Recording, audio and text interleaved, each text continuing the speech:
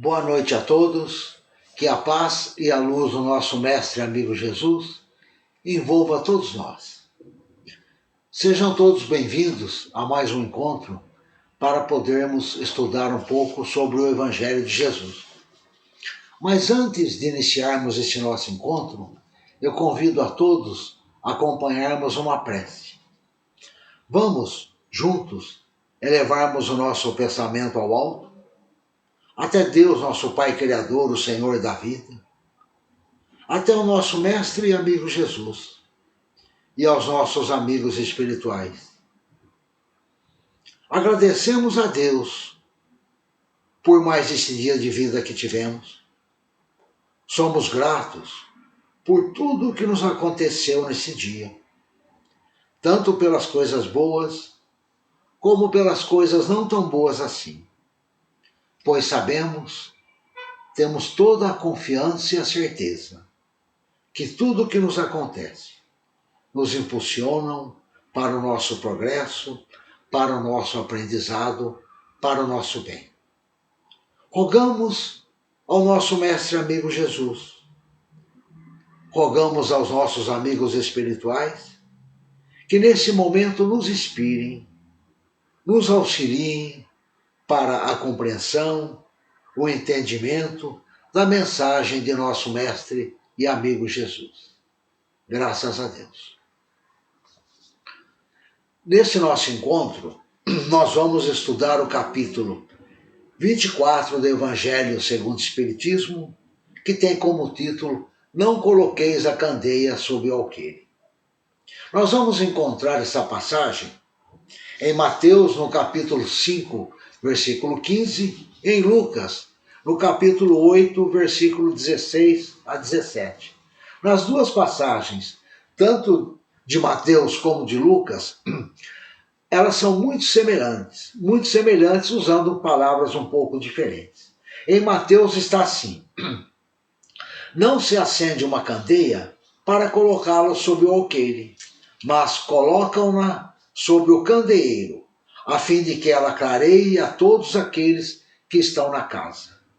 Lucas fala as mesmas coisas muito semelhantes e ele acrescenta lá no final: não há nada de secreto que não será descoberto, nem nada oculto que não vai ser conhecido. Nessas duas passagens, Jesus faz um ensino e um convite. Jesus nos ensina para não escondermos a nossa luz, para colocarmos bem no alto. E ele faz um convite para que a nossa luz possa brilhar, possa iluminar a todos que eles estão próximos de nós. E aí a gente se faz uma pergunta conosco mesmo, né? Se nesse momento nós fôssemos convidados a acender uma luz do que temos de melhor, uma luz do que temos de bom, qual luz nós acenderemos? Cada um em particular sabe qual luz que deveria acender para colocar lá no candeeiro para iluminar a todos. Vamos procurar compreender esses ensinos de Jesus e vai nos facilitar a nos entender qual luz nós poderemos colocar para que ilumine a todos, qual a luz nós colocamos no candeeiro. Para nos ensinar, Jesus em muitas ocasiões ele utilizava figuras de linguagem, utilizava símbolos e também utilizava parábolas. Nessa passagem, não coloqueis a candeia sobre o alqueire, Jesus utilizou a parábola. E a gente pode até se perguntar, né, por que Jesus utilizou parábolas, né? Os próprios discípulos tinham dúvidas e foram até Jesus e perguntam por que Jesus utilizava parábolas. E Jesus mesmo nos responde, nos falando por que ele usou parábolas. Nós vamos encontrar essa explicação de Jesus, nos falando por que ele utilizava parábolas, em Mateus, no capítulo 13, versículo de 10 ao 15. Então os discípulos foram até Jesus e perguntam assim, né? Por que eles falam por parábolas? Fala para o povo por parábolas, né? Para aquele povo que ouvia. E Jesus responde: é porque a vós Ele está dizendo aos discípulos, né? A vós foi dado conhecer os mistérios do reino dos céus. Esse mistério é o conhecimento espiritual. Mas a ele, ao povo, isso não lhes foi dado. Falo-lhes por parábolas, porque vendo não veem, e ouvindo não escutam e não compreendem. E uma parábola, né? O que é uma parábola? Uma parábola é uma história, uma narração comparativa, alegórica, na qual se esconde, no fundo lá, um ensino importante. E ela sempre termina com um preceito moral, ou então uma regra de conduta. Nós vamos ver algumas vantagens do ensino por parábolas. Primeiro ponto, interessa e impressiona os ouvintes, porque é uma história. Quando nós estamos ouvindo alguém contar algo e a pessoa fala assim, eu vou contar uma história, a gente já para prestar atenção, interessa. A história também vai facilitar a compreensão, porque a comparação que a história faz vai, vamos dizer assim, vai diminuir aquelas limitações intelectuais de quem está ouvindo. E além disso, a parábola vai permitir dizer coisas, dizer certas verdades que de outro modo não seriam escutadas. Porque na parábola, quem tira a conclusão é o próprio ouvinte. Quem tira a conclusão daquela história que está mais fácil para aprender é o próprio ouvinte. Então, na parábola pode-se dizer coisas que de outro modo não seriam toleradas. As parábolas de Jesus, como são histórias simbólicas, né, elas não sofreram alterações com o tempo. Então o ensino de Jesus, na parábola, ele é mais vivo, ele é mais puro. E é tão grande a importância das parábolas de Jesus, que quando nós ouvimos assim, eu vou contar uma parábola, a gente sempre pensa na parábola de Jesus, e nunca numa outra história que alguém está contando. Nós ligamos parábola a Jesus. E para nós entendermos de forma bem adequada os ensinos de Jesus, nós temos que lembrar os usos e costumes da época do povo hebreu, certas figuras, certas imagens, certos costumes que eles utilizavam. Como, por exemplo, nesse capítulo, não coloquei a candeia debaixo do alqueire. Ninguém acende uma candeia para pô-la debaixo do alqueire. Põe-na, ao contrário, sobre o candeeiro, a fim de que ilumine a todos que estão na casa. Como podemos verificar, Jesus utilizou objetos, costumes da época, né, para servir de exemplo e entendimento para o que ele queria ensinar. Vamos ver o que cada objeto significa. A candeia é um pequeno recipiente de metal, barro ou qualquer outro material abastecido com óleo, na qual se coloca um pavio para iluminar. É uma espécie de lâmpada a óleo. Coloca-se o óleo dentro do recipiente, uma rolha, um pavio, e aí que fica flutuando e aí se acende lá para iluminar. Se fosse nos dias atuais, Jesus provavelmente falaria da lâmpada elétrica. Ninguém acende uma lâmpada e coloca debaixo da mesa ou a esconde. Mas coloca a lâmpada no teto para que todos aproveitem a sua claridade. Alqueire era uma medida de capacidade de grãos e líquidos, aproximadamente 18 a 20 litros, uma espécie de cesto, né? E candeeiro é o local onde se colocava a candeia. Nos dias atuais, nós temos no teto nossos lustres, o bocal pronto para pôr a lâmpada. Naquela época de Jesus não tinha energia elétrica e tinha o candeeiro na qual se colocava a candeia, né? Ou até a luz a óleo, né? O povo naquela ocasião entendeu perfeitamente os objetos que Jesus utilizou, o que cada um significava. Mas e o ensino? O ensino que Jesus queria passar, nem todos compreenderam. Nós também somos assim. Nós temos a capacidade de compreender facilmente os objetos que Jesus usou, que Jesus utilizou para ensinar. Mas o ensino de Jesus, será que nós temos a mesma facilidade? Que o mais importante não é compreender o que cada objeto significa. O mais importante é compreender o que Jesus ensinou quando ele nos disse: ninguém acende uma candeia para pô-la debaixo do alqueire. Jesus utilizou a candeia como símbolo, símbolo do conhecimento, símbolo do entendimento da vida espiritual, do mundo espiritual. Era isso que Jesus estava ensinando quando disse: não se acende uma candeia para colocá-la debaixo do alqueire. Ele está nos dizendo que o conhecimento da vida espiritual, o conhecimento do mundo espiritual não deve ficar escondido, não deve estar restrito a um povo, a uma religião, e nem mesmo ao nosso planeta. Esse ensino do mundo espiritual é para todo o universo. Tem que atingir a todos os povos, iluminar todo o planeta e, como eu já disse, toda a humanidade. Não se acende uma candeia para colocar embaixo do alqueire. Por isso mesmo, a doutrina espírita deve iluminar a todos com esse conhecimento espiritual. Como orientou Jesus em Lucas, no capítulo 8, versículo 16 e 17. Depois de acender a candeia, coloca no candeeiro, para que os que entram vejam a luz. Pois não há nada de secreto que não será descoberto, nem nada oculto que não vai ser conhecido, que não vai aparecer. Então, o conhecimento que os Espíritos nos trouxeram através da doutrina espírita é para iluminar a todos, toda a humanidade. Então, se nós não espalharmos, não iluminarmos a humanidade com esse conhecimento, é como se nós escondêssemos, colocássemos debaixo do alqueire, egoisticamente, a luz que poderia beneficiar a muito. O Espiritismo projeta a luz sobre uma imensidão de pontos obscuros, pontos que há 2000 anos, quando Jesus estava entre nós, não tínhamos ainda condições de aprender, condições de entender.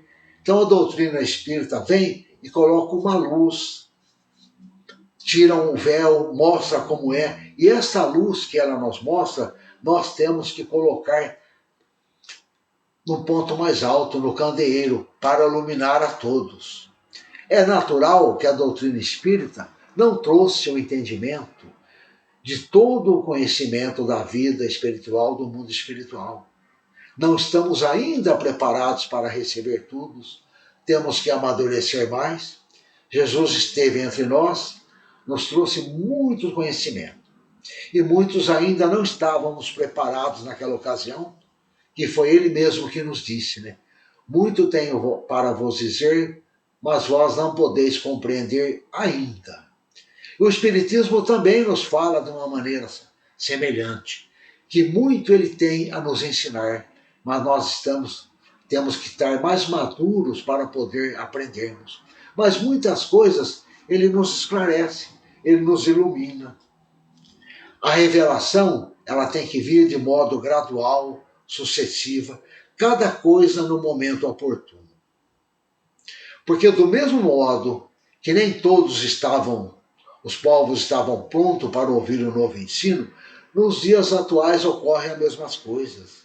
Nem todos nós compreendemos esses ensinos dos Espíritos, nem todos aceitamos. Por isso mesmo, nós podemos esclarecer, mas nunca impor. Jesus não impôs nada a ninguém, e nem a doutrina espírita tem o objetivo de impor. Ela tem o objetivo de iluminar, de esclarecer. Não será pela imposição. Cada um será iluminado e esclarecido no seu tempo, porque muitos, como eu já falei, não querem, muitos outros ainda não estão prontos para receber esse conhecimento da vida espiritual, E esse conhecimento não é para causar divergências. E muitas vezes nós queremos impor dentro do grupo familiar, dentro do grupo de amigos, aquilo que pensamos que é o correto. Nós já compreendemos, já aceitamos, já acreditamos. O que nós temos que compreender é que os outros ainda talvez não estejam preparados, não estejam prontos para receber esse ensino. Então não vamos impor, vamos apenas esclarecer. E às vezes a gente se pergunta, né? Bom, se não é para eu impor, como eu vou atender esse convite de Jesus para iluminar a todos? Se Jesus nos fez esse convite, é porque um pouco de luz nós já temos, um pouco de conhecimento nós já temos. Mesmo que seja uma luz ainda fraquinha, mesmo que seja uma luz ainda que ilumina só um pouquinho, mas ela já ilumina a muitos. Por mais fraquinha que seja, por menos conhecimento que nós temos, nós podemos transmitir esse conhecimento a muitos. E quem essa luz ilumina, né? Naturalmente, aqueles que se aproximam de nós, mas principalmente os familiares, aqueles que convivem conosco. E se a nossa luz ela está iluminando muito, já é forte, que bom. Vamos continuar a fazer o que estamos fazendo. As nossas ações, os nossos atos. Mas, sempre tem o mas, né? Se não estamos iluminando tanto assim, se a nossa luz ainda é muito fraquinha, nós podemos fortalecer essa luz. E como nós fortalecemos essa luz? Através do conhecimento da vida espiritual, através de nosso relacionamento. Precisamos modificar o nosso modo de pensar, o nosso modo de agir. E mudança não é fácil para nós, né? Temos que sair daquela zona de conforto. Vai exigir esforços, perseverança. E muitas vezes falamos assim: começo amanhã, começo depois, no mês que vem, ou até no ano que vem. As mudanças, as transformações não vão ocorrer em nós de uma hora para outra. Elas vão ocorrer aos poucos, de forma lenta e gradual. É assim que as mudanças, que as alterações da nossa vida acontecem, de forma lenta e gradual. Uma coisa hoje, um detalhe amanhã, outro depois de amanhã e assim por diante. Agora tem uma coisa: as transformações que ocorrem lentamente em nós, e bem gradual, elas vão solidificando, cada vez mais sólidas.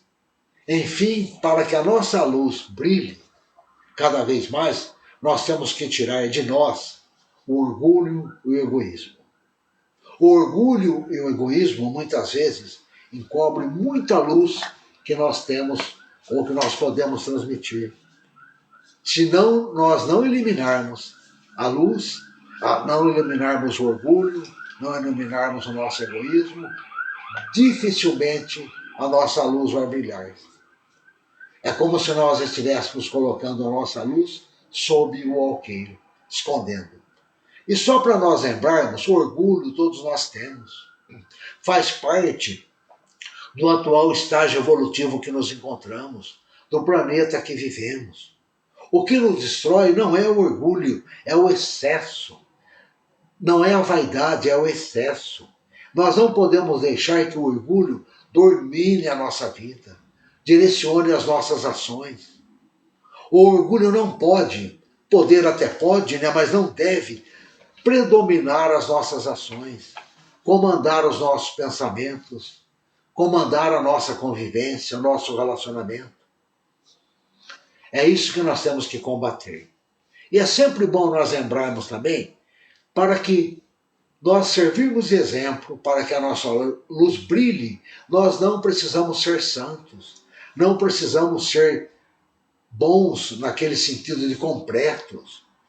Não é necessário ter aquela vida santificada, sem erro. Errar também faz parte do nosso mundo, do mundo que vivemos, do mundo de provas e expiações, faz parte do nosso progresso. A nossa luz vai brilhar não porque nós erramos, mas ela brilha porque nós procuramos dominar as nossas má tendências, dominar os nossos erros. Assim ela começa a brilhar. E com esse desejo de que a nossa luz brilha, esse desejo de melhorarmos, os mensageiros de Deus, os nossos amigos espirituais, nos amparam. E com esse amparo que nós recebemos, nenhuma angústia, nenhum sofrimento ou dúvida conseguirá nos tirar do caminho do bem. Não é que não vamos sofrer. Vamos sofrer sim. O sofrimento faz parte de nossa vida. Não será tirado de nós. Mas nós é que teremos uma outra disposição para enfrentar esses sofrimentos, para enfrentar as dificuldades. Teremos mais coragem, mais confiança para enfrentarmos tudo aquilo que nos acontece. No começo eu fiz uma pergunta, né? Se cada um de nós fôssemos colocar uma luz para que todos pudessem se beneficiar, uma luz que iria iluminar a todos, qual a luz nós acenderemos? Foi aquela indagação feita lá no início, né? E falamos que cada um em particular sabe a qual luz colocar. Mas tem uma luz que todos nós colocamos, querendo ou não. É uma luz em comum para todos nós. E nós colocamos essa luz bem lá no alto, para que todos vejam e se iluminem com ela. A luz que nós acendemos, querendo ou não, é a luz do exemplo. Pode ser uma luz boa ou uma luz não tão boa assim. Mas em todo instante, a todo momento, nós estamos iluminando alguém com o nosso exemplo.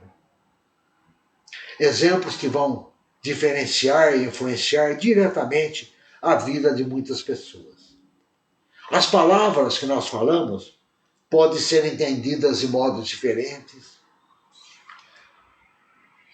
por cada um daqueles que estão próximos de nós, cada um entende de um jeito, cada um entende de uma forma, cada um entende de uma maneira, mas o exemplo não. O exemplo todos entendem da mesma forma. E todos nós estamos colocando a nossa luz do exemplo em todos. Em muitas ocasiões, eu diria na maioria das ocasiões, os nossos exemplos é a luz do mundo de alguém. É a luz que alguém seguia por ela. Por isso vamos estar muito atentos ao exemplo que colocamos. Esta é a mensagem desta noite. Mais que uma mensagem, é um convite. Um convite que Jesus nos faz para cada um de nós, para iluminarmos com a nossa luz de amor, de paz, aqueles que estão próximos de nós. Eu agradeço a todos pela atenção e muito obrigado. E para encerrarmos este nosso encontro, eu convido a todos a fazermos uma vibração. Vibração onde nós poderemos auxiliar através de nosso pensamento e de nossa vontade todos aqueles que nós queremos ajudar, todos aqueles que nós sabemos que estão precisando. E vamos lembrar que para a nossa vibração não estamos sozinhos. Temos à nossa volta os nossos amigos espirituais. Vamos deixar que esses amigos nos envolvam nesse momento com seus pensamentos elevados, com seus sentimentos puros, nos fortalecendo em nosso propósito de servir, de auxiliar. E fortalecido em nossa fé, pelo amparo de nossos amigos espirituais, vamos juntos a esses amigos vibrar nesse momento por todos aqueles que enfrentam alguma dificuldade. Seja esta dificuldade de ordem material ou de ordem espiritual, vibremos para que eles possam encontrar em Jesus a esperança em dias melhores.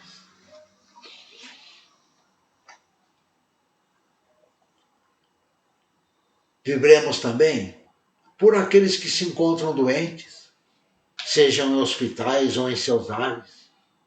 Vibremos para que eles se recuperem ou que eles encontrem em Jesus o conforto e a esperança de que precisam.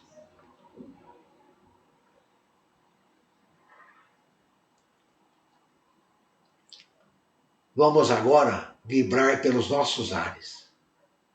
Vamos imaginar o nosso mestre amigo Jesus entrando em nossa residência e envolvendo cada um de nossos familiares. Aqueles familiares que convivem conosco, aqueles que se encontram um pouco mais distantes, inclusive aqueles familiares que já retornaram ao mundo espiritual. Vamos imaginar agora o nosso mestre amigo Jesus, envolvendo cada um deles com a sua luz de amor, de paz, de esperança. E vamos nós nos imaginar ali ao lado do nosso mestre amigo Jesus, dando um abraço em cada um deles. Um abraço cheio de paz, um abraço cheio de confiança, um abraço cheio de esperança.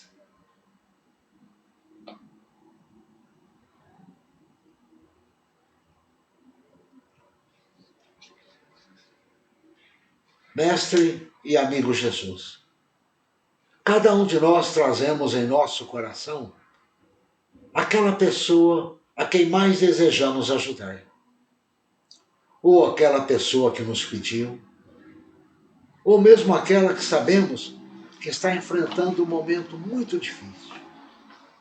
Vamos pegar essa pessoa pelos braços e levar até o nosso mestre amigo Jesus. No caminho, vamos dizer a ela que podemos ajudá-la, que ela pode contar conosco em suas dificuldades, que podemos ser os ouvidos que ela precisa. Vamos mostrar a ela o Evangelho de Jesus, onde podemos encontrar o conforto, a esperança e a paz. Chegando até Jesus, vamos entregar essa pessoa em seus braços.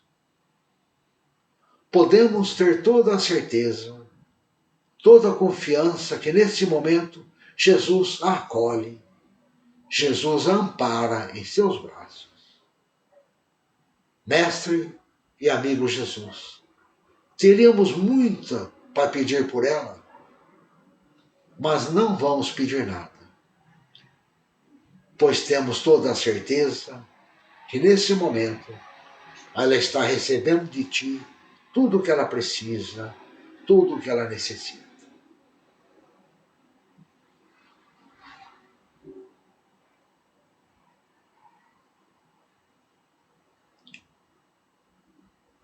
Oremos por nós mesmos. Rogamos ao nosso mestre amigo Jesus que nos envolva com a tua luz e paz, de harmonia, de esperança, nos amparando, nos auxiliando, nos intuindo a enfrentarmos as nossas dificuldades do dia a dia. Graças a Deus. Mais uma vez, agradeço a todos pela atenção e muito obrigado.